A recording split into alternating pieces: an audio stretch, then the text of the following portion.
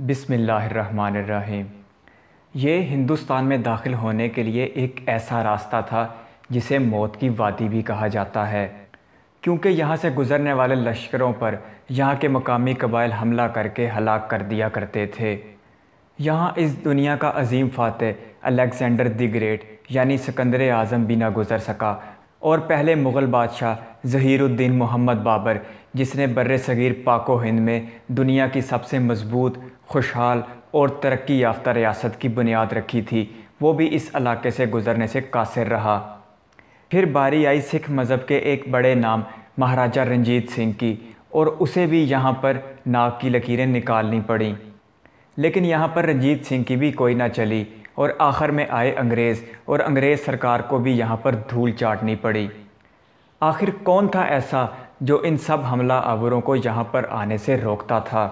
اور اس راستے میں ایسی کیا بات تھی کہ دنیا کے بڑے بڑے فاتحین یہاں سے گزرنا تو چاہتے تھے لیکن کبھی گزر نہیں سکے؟ عظیم پختونوں کی کس ایک چال نے سکندر اعظم کو راستہ بدلنے پر مجبور کر دیا؟ اور کیا وجہ تھی کہ اس مقام پر دنیا میں سب سے زیادہ جنگیں لڑی گئیں؟ یہ سب معلومات جانیں گے آپ ویڈیو میں آگے چل کے، لیکن موضوع پر آنے سے پہلے آپ سے پیار بھری گزارش ہے کہ ہمارے اس معلوماتی چینل یونیورس ویو کو سبسکرائب کرتے ہوئے بیل آئیکن پریس کر دیں تاکہ معلومات اور حقائق سے بھرپور ہر ویڈیو آپ کو ضرور ملے۔ السلام علیکم دوستو۔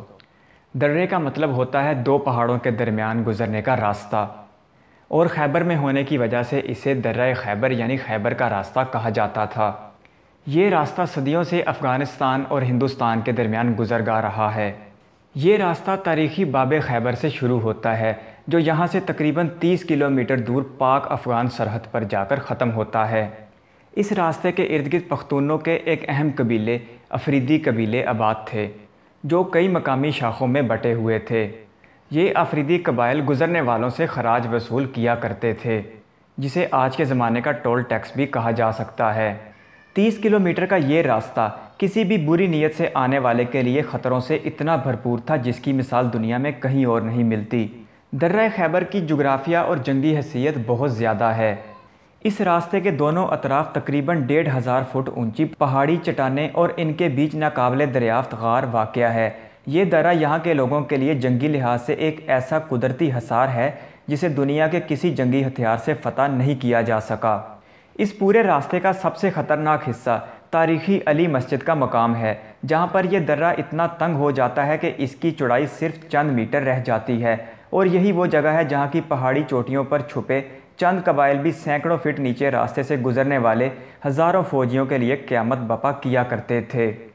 بلند مقام ہمیشہ دفاعی اعتبار سے مضبوط اور بہترین ہوتا ہے۔ تاریخ پر لکھنے والے بہت سے مورخین اسے موت کی وادی کا دروازہ کہتے ہیں۔ پشاور شہر سے چند کلومیٹر کے فاصلے پر واقع تحصیل جمرود میں بنے اس دروازے کو اگر دشمن کے لیے موت کی وادی کا دروازہ کہا جائے تو غلط نہیں ہوگا۔ سابق صدر پاکستان ایوب خان کے دور میں یہ دروازہ بنایا گیا۔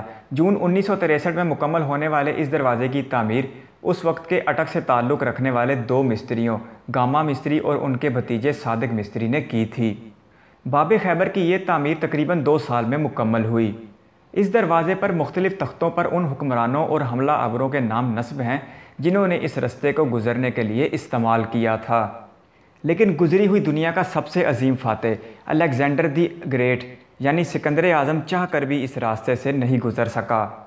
تاریخ کی کتابوں میں ملتا ہے کہ ایران کو فتح کرنے کے بعد پختونوں کے صوبے گندھارا کا قصہ کرنے والے سکندر اعظم کی فوج اسی درہ خیبر سے گزرنا چاہتی تھی، لیکن اسے اس پورے راستے میں سب سے زیادہ مزاحمت کا سامنا کرنا پڑا۔ سکندر اعظم نے اس راستے سے گزرنے سے پہلے چند افریدی قبائل کے سرداروں کو دعوت پر بلایا۔ سکندر اعظم کی ماں نے سمجھداری سے کام لیتے ہوئے ان سرداروں پر پہلا سوال داغا کہ آپ میں سے سردار کون ہے؟ موقع پر موجود تمام قبائلی سرداروں نے اپنے آپ کو بڑا سردار کہا، اور وہ قبائلی سردار آپس میں ہی الجھنے لگے۔ سکندر اعظم کی ماں جو مقدونیہ کی ملکہ رہ چکی تھی، وہ نہایت ذہین اور چالاک عورت تھی۔ اسے سرداروں کی اس حرکت سے معلوم ہو گیا کہ جو سردار آپس میں کسی کو بڑا ماننے کو تیار نہیں، وہ الیگزینڈر دی گریٹ کو کیا بڑا مانیں گے۔ لہٰذا اس نے اپنے بیٹے سکندر اعظم کو مشورہ دیا کہ وہ اس راستے کی بجائے باجوڑ کے راستے سے ہندوستان میں داخل ہو۔ سکندر اعظم باجوڑ کے راستے سے جہلم میں داخل ہوا، اور دریائے جہلم کے کنارے تاریخ کی ایک بڑی جنگ راجہ پورس کے ساتھ لڑی گئی۔ اس جنگ کو ہاتھیوں والی جنگ بھی کہا جاتا ہے۔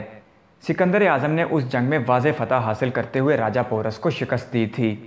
ایرانی حکمران دارا اور بر صغیر کے بڑے حکمران راجہ پورس کو شکست دینے والے الیگزینڈر دی گریٹ کو چند قبائل نے اس قدر اپنی چال میں الجھایا کہ وہ یہاں سے گزر ہی نہ سکا۔ تو اسے عظیم پختونوں کی چال کہیں یا محض ایک اتفاق، سچ تو یہ ہے کہ افریدی قبائل نے سکندر اعظم کو دھول چٹا دی تھی۔ مورخین لکھتے ہیں کہ ہندوستان فتح کرنے کی خواہش میں جب ظہیر الدین محمد بابر اپنی طاقت کے بھروسے پر خیبر کی طرف چلا تو افریدی اس کے راستے میں لوہے کی دیوار بن گئے، اور بابر کو یہ سمجھ آ گئی کہ طاقت کے بل پر وہ درہ خیبر کو عبور نہیں کر سکتا، اور اگر ایسا ہوا بھی تو انہیں افغانستان کی جانب پیش قدمی کرتے ہوئے ہمیشہ اپنے عقب سے حملے کا ڈر رہے گا۔ لہٰذا اپنے آپ کو مضبوط کرنے کے لیے ظہیر الدین محمد بابر نے 1519 میں دوبارہ خیبر کو فتح کرنے کی ٹھانی۔ ظہیر الدین بابر کو سخت لڑائی کے بعد صرف ایک رات تاریخی علی مسجد میں گزارنے کا موقع ملا، اور بالآخر ظہیر الدین محمد بابر کو بھی الیگزینڈر دی گریٹ کی طرح افریدی قبائل کے آگے پسپائی اختیار کرنی پڑی۔ حملہ آوروں کے گزرنے اور جنگوں کے ہونے کا سلسلہ جاری رہا تو پھر باری آئی سکھ حکمران رنجیت سنگھ کی۔ تاریخ سے سبق سیکھتے ہوئے رنجیت سنگھ کو اس بات کا اندازہ تھا کہ پختونوں پر اقتدار قائم رکھنے کے لیے اسے کسی مضبوط ہاتھ کی ضرورت پڑے گی۔ اسی لیے رنجیت سنگھ نے مشہور ترین انتظامی جرنیل ہری سنگھ نلوا کو بھاری لشکر کے ساتھ پشاور کا انتظامی افسر مقرر کر دیا۔ ہری سنگھ نے پشاور کے ارد گرد بیٹھے پختونوں کو تو پریشان کیا، تاہم وہ قبائلیوں کا کچھ نہ بگاڑ سکا۔ وقت کے ساتھ ساتھ قبائلیوں کی دہشت اس قدر بڑھ گئی کہ رنجیت سنگھ پر ان قبائلیوں کی دہشت طاری ہو گئی۔ اسی دہشت کی وجہ سے قبائلیوں کے حملے سے بچنے کے لیے ہری سنگھ نے باب خیبر کے مقام یعنی درہ خیبر کے دہانے پر قلعہ تعمیر کروایا، جس کا کام 1836 میں شروع ہوا تھا۔ تاہم جلد ہی افغانستان کے امیر دوست محمد خان نے اس قلعے پر حملہ کر کے ہری سنگھ کو قتل کر دیا۔ سکھ حکومت کے خاتمے کے بعد جب انگریز اقتدار میں آئے تو انہوں نے لڑائی جھگڑوں سے بچنے کے لیے آفریدیوں کو سالانہ 1,25,000 روپے کا ہرجانہ دیا۔ تاہم اس کے باوجود انگریز اور افریدی قبائل کے درمیان ہلکی پھلکی لڑائیاں جاری رہتی تھیں۔ تاہم انگریز سرکار اور قبائلیوں کے درمیان ایک بڑی لڑائی علی مسجد کے قریب لڑی گئی۔ اس لڑائی میں قبائلیوں نے انگریزوں سے توپیں اور بندوقیں چھین لیں۔ قصہ مختصر یہ کہ ہزاروں سال کی تاریخ میں یہ ایک ایسا مقام تھا جسے قبائلیوں نے آج تک فتح نہیں ہونے دیا، جس کا تمام تر سہرا جاتا ہے ان پہاڑیوں کی بلندیوں پر رہنے والے چند افریدی قبائل کو، جو مزید شاخ در شاخ تقسیم ہو چکے ہیں، لیکن ان تمام کے اندر اپنی قبائلی روایات ہمیشہ کی طرح موجود ہیں، جن میں سب سے پہلی اور آخری روایت یہی ہے کہ ہمیشہ آزادی کے ساتھ جینا ہے۔ آپ اس تاریخی راستے اور افریدی قبائل کی بہادری کے بارے میں اپنی قیمتی رائے کامنٹ باکس میں ضرور دیجیے گا۔ ویڈیو دیکھنے کے لیے آپ کے قیمتی وقت کا شکریہ۔ چینل کو سبسکرائب کر لیں۔ اللہ حافظ۔